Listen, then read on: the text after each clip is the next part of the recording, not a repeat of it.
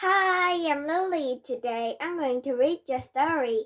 More about Africa. Reading it to level 3C. More about Africa. Okay, let's read it. Some Africans do not want to change. They would like to keep on living in the way they always have. The Maasai are like this. The tall Maasai warrior wears almost no clothes, although he may have bracelets on his arms and legs. His hair is long, worn in a pigtail down his back. His face is unsmiling. For many years, the race of the Maasai were the terror of their African neighbors. The Maasai swooped down on farming villages and carried off the cattle and goats. African farmers and said the Maasai were thieves, but the Maasai looked at it differently. They believed that back in the beginning of time, God gave land to many Africans, but he gave cattle only to the Maasai and told them to protect the cattle. Over the years, some cattle strayed away and some, no doubt, were stolen. This is how other Africans came to have cattle too. So, from time to time, the Maasai felt it necessary to take back what was theirs in the first place. That is the way the Maasai explained what to other people was cattle stealing. Most of the Maasai do not want to live in a world of radio and television and automobiles and airplanes. To be a Maasai is to be a warrior. It means having to the finest cattle and living on a diet of milk mixed with blood taken painlessly from a cow's vein. Oh. Even the lion fears a Maasai warrior. A lion that steals from the Maasai's horse feel the sting of the warrior's spear, and soon the warrior is wearing the lion's mane as a headdress. But even though the Maasai don't want to catch up with the rest of the world is catching up with them. For many years, tribal wars and cattle raids have been forbidden by law in the states where the Maasai wander with their herds.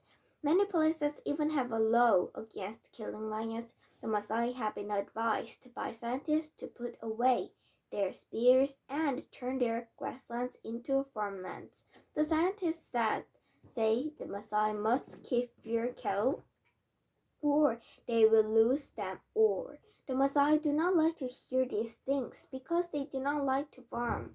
Today, some of the boys of the tribe are even going to school because the old ways are dying out and the Maasai must learn new ways if they are to survive. The Pygmies are another people that do not want to change. Deep in the Ituri forest in the Congo, the Pygmy, the pygmies think they will be safe. Surely nobody else will want that dark corner of the world. If you ask other Africans about the pygmy, they shake their heads in wonder. They will say that he is good for nothing. He doesn't know how to plant crops. He has no language. And he doesn't even know how to make a fire. It's a mystery how he lives. But in the forest, the pygmy finds everything he needs to eat. Even though he is small, usually no taller than 4 feet, he is a mighty hunter. Bands of pygmies roam noisily through the forest, scaring animals into their nets by their singing and clapping. Sometimes they hunt with poisoned arrows and even attack huge elephants. The pygmy hunter runs between the elephant's legs and jabs its belly with a poison-tipped spear. Then, lying perfectly still, he hides in the tall grass, while the elephant stamps around looking for him until at last it dies of its wound. The pygmy live for days on elephant meat. The pygmy's fires often consist of burning coals. Because some pygmies don't know how to start a fire, they wrap the burning coals in leaves and carry them with them when they move. The pygmy doesn't have his own language, using instead the language of the tribe living nearest to him. The pygmies love parties and music. They sometimes sing and dance all night.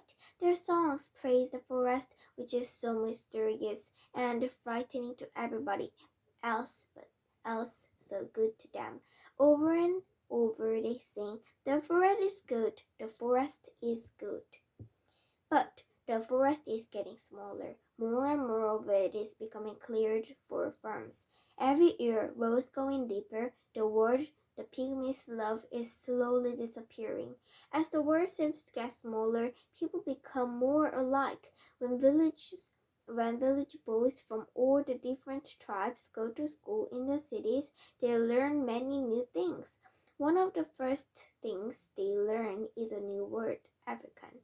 In the past, the village boy thought of himself only as a member of a tribe. He thought, "I am an Igbo, I am a Yoruba, I am a Hausa, I am a Maasai, or I am a Kai." Oh, it's a very special name. Or I am a Kikuyu. Now he learns that he is an African and that the Igbo, the Yoruba, the Hausa, the Maasai, and the Kikuyu enemies of friends or Africans too. With problems they very much like his, he learns that they are more like him than different from him. He is a new idea, a strange idea, but it's catching on. Today I read the story more about Africa, and on the I don't know where it is, but it's a little bit same, a little bit like this book that I read before.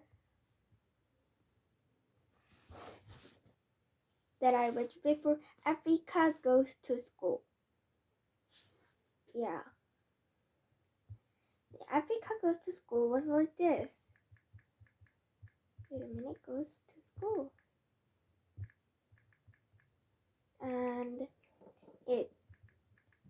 okay, here it is. Africa Goes to School. This is it. Yeah, this was Africa Goes to School. It's a little bit, I think this book and that I read you just a minute ago.